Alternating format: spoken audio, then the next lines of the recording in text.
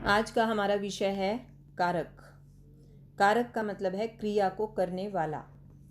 कारक की परिभाषा देखते हैं।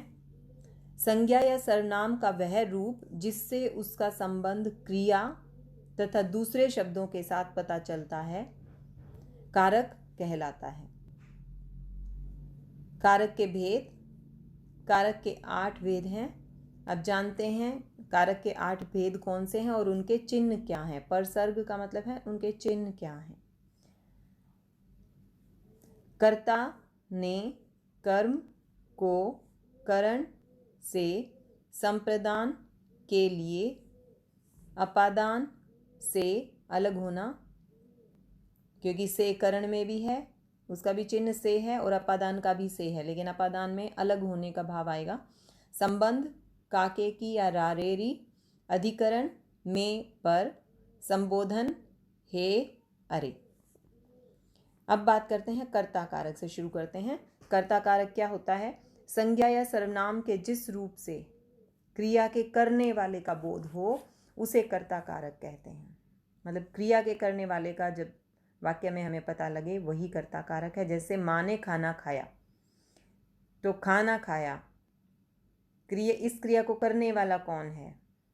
माँ। तो माँ क्या है? कर्ता है, यहाँ पे कर्ता कारक।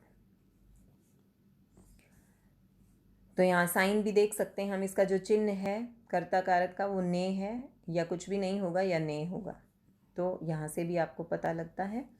अब दूसरा देखिए, कर्म कारक। संज्ञा या सर्वनाम के जिस रूप पर क्रिया का प्रभाव पड़े उसे कर्म कारक कहते हैं। जैसे उसने बच्चे को डांटा, तो पहली चीज जो आप देखेंगे कि कर्म कारक का जो चिन्ह है वो क्या है? कर्म को था, तो को चिन्ह है यहाँ पर बच्चे को, इससे आपको पता लग रहा है। और हमने परिभाषा में क्या देखा कि जिस रूप पर क्रिया का प्रभाव पड़े। डांट, डांट किस पर पड़ी, किस पर प्रभाव पड़ा? बच्चे पर। तो जो बच्चे वर्ड शब्द है यहाँ पर ये कर्म कारक है। करण कारक। संज्ञा या सर्वनाम के जिस रूप से क्रिया के साधन का बोध हो उसे करण कारक कहते हैं। चंचल ने पेंसिल से चित्र बनाया। अब जो करण कारक है उसका चिन्ह है से, तो पेंसिल से चित्र बनाया, तो क्रिया का साधन कौन है? चित्र बनाया, किस चीज से बनाया, किस चीज की मदद से बनाया? पेंसिल से बनाया, तो पेंसिल जो है वो करण कारक है यहाँ। संप्रदान कारक। कर्ता जिसके लिए कुछ कार्य करता है या जिसे कुछ देता है उसे संप्रदान कारक कहते हैं। जैसे मम्मी ने रमेश के लिए चाय बनाई, तो जिसके लिए काम किया गया या जिसको कुछ दिया गया वो संप्रदान कारक होगा। और संप्रदान का चिन्ह क्या होता है?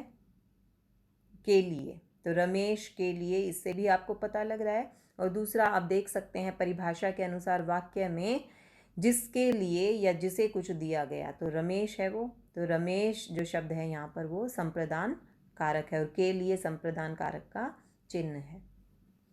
अपादान कारक।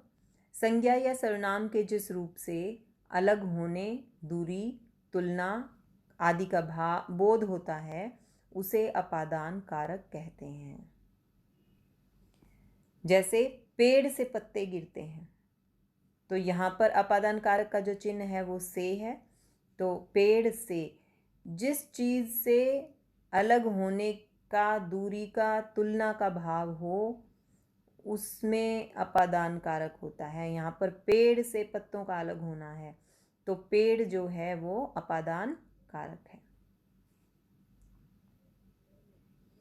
संबंध कारक। संज्ञा या सर्वनाम के जिस रूप से उसका दूसरे के साथ संबंध का बोध होता है उसे संबंध कारक कहते हैं।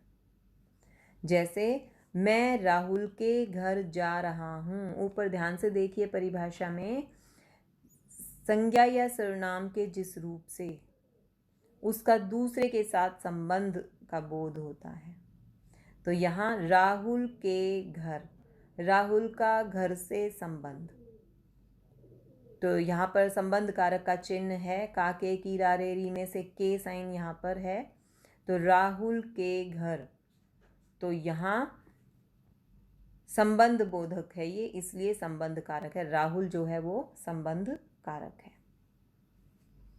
अधिकरण कारक, संज्ञा या सर्वनाम के जिस रूप से क्रिया के आधार का बोध हो उसे अधिकरण कारक कहते हैं।